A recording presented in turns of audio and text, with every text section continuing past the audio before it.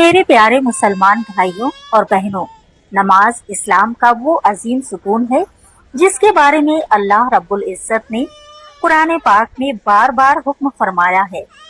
प्यारे नबी सल्लल्लाहु अलैहि वसल्लम की हदीस मुबारका है कि कयामत के दिन बंदे से सबसे पहले नमाज का ही सवाल होगा।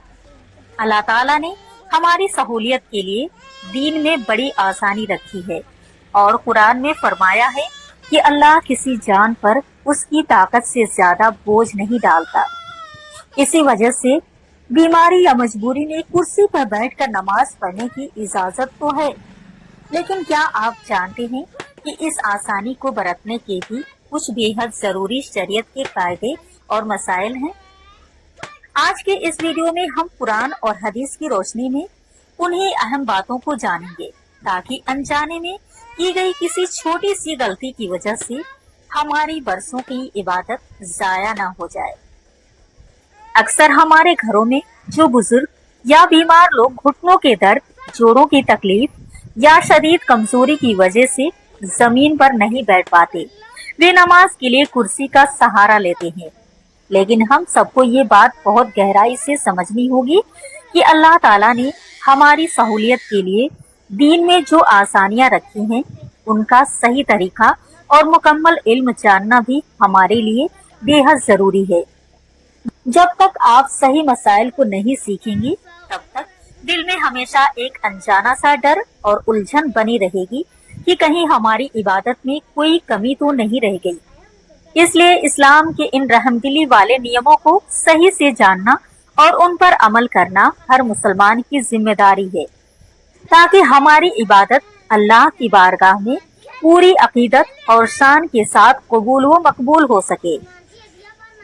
नबी करीम सल्लल्लाहु अलैहि वसल्लम का बेहद खूबसूरत फरमान है कि नमाज को बिल्कुल वैसे ही पढ़ो जैसे मुझे पढ़ते हुए देखते हो। इस हदीस की रोशनी में शरीयत का पहला और सबसे बुनियादी कायदा ये कहता है कि अगर आप में थोड़ी देर भी खड़े होने की हिम्मत और ताकत मौजूद है तो नमाज की शुरुआत हमेशा खड़े होकर यानी कयाम की हालत से ही करें। ऐसा हरगिज ना करें कि थोड़ी सी तकलीफ होते ही आप मस्जिद में आते ही सीधे कुर्सी पर बैठ जाएं और पूरा कयाम ही छोड़ दें, क्योंकि कयाम नमाज का एक बेहद अजीम फर्ज है। आप जितनी देर आसानी से खड़े हो सकते हैं उतनी देर खड़े रहें और जब पैर गवाही ना दें या दर्द बर्दाश्त से बाहर होने लगे, सिर्फ उसी वक्त आप आराम से कुर्सी पर बैठें। यही अल्लाह ताला को पसंद है। दूसरी सबसे अहम और संजीदा बात मस्जिद में नमाज के दौरान सफ यानी कि लाइन को बिल्कुल सीधा रखने की है, जिसके बारे में हदीस शरीफ में सख्त ताकीद की गई है कि अपनी सफों को सीधा रखो, वरना अल्लाह तुम्हारे दिलों में इख्तिलाफ पैदा कर देगा। जब भी आप मस्जिद में कुर्सी का इस्तेमाल करें तो उसे इस तरह से तरतीब दें कि आपके कंधे और आपकी पीठ बाकी नमाजियों के बिल्कुल बराबर रहें, ताकि पूरी जमात की कतार एक सीध में नजर आए। कुछ लोग कुर्सी को बहुत पीछे खींच लेते हैं, जिससे पीछे वाली सफ के लोगों को सजदा करने में तकलीफ होती है, और कुछ बहुत आगे कर देते हैं, जिससे कतार टूट जाती है। आपको अपनी कुर्सी के पिछले पायों को सफ की लाइन के मुताबिक रखना चाहिए, ताकि किसी भी भाई को आपकी वजह से नमाज में जरा सी भी दिक्कत महसूस ना हो। हमारे बहुत से सीधे साधे भाई बहन नमाज पढ़ते वक्त अपने सामने कोई लकड़ी की मेज, ऊंचा तख्ता या कोई और चीज रख लेते हैं और ये समझते हैं कि जब तक उनका माथा उस चीज पर ना टिके तब तक उनका सजदा मुकम्मल नहीं होगा। याद रखिए, अल्लाह रब्बुल इज्जत कुरान पाक में साफ फरमाता है कि वो तुम्हारे चेहरों को नहीं बल्कि तुम्हारे दिलों के तकवे, तुम्हारी आजिज़ी और तुम्हारी नियत को देखता है।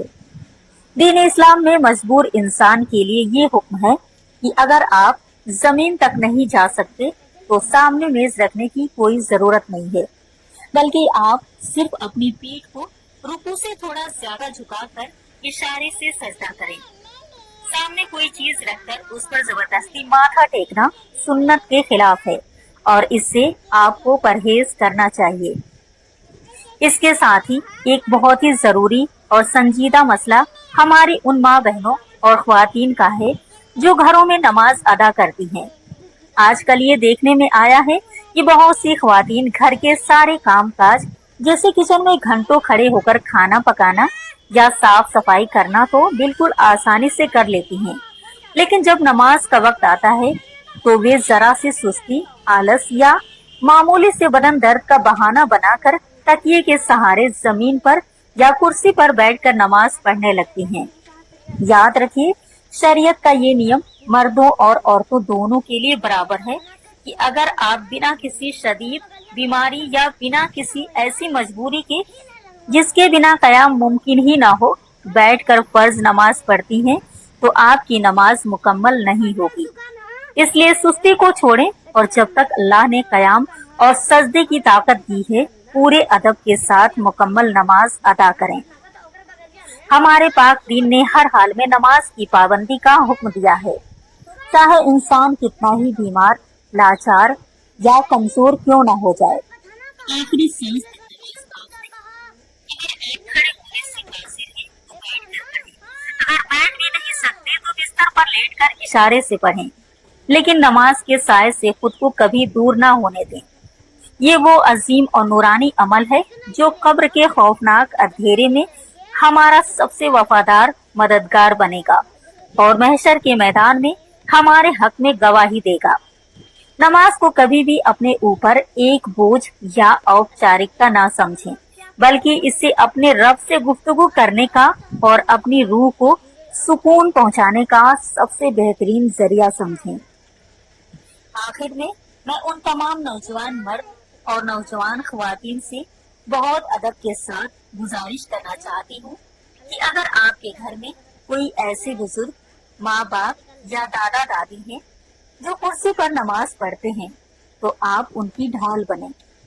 आप उनके पास कुछ वक्त बैठें, उनके नमाज पढ़ने के तरीकों को बहुत ही प्यार और इज्जत से देखें और जहाँ सुधार की जरूरत हो उन्हें शरीयत के सही नियम समझाएं।